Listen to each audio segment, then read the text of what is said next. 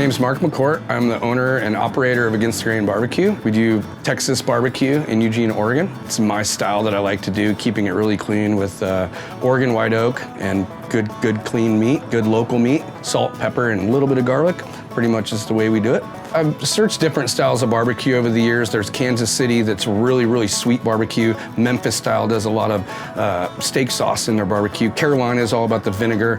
When I was traveling around the US trying to figure out what barbecue I wanted, Texas barbecue really stood out. They just use really high quality meat, coarse salt, coarse pepper, and good smoke. Here in Oregon, we're plentiful with the Oregon white oak that we have local. So I use the Oregon white oak, which is a cousin of the Texas post oak. So everything we do plays in the role of perfect Texas taste barbecue.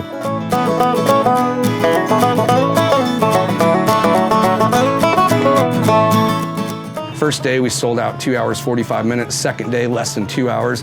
It's crazy. It's just like the old Texas barbecue roots where the idea is to make barbecue.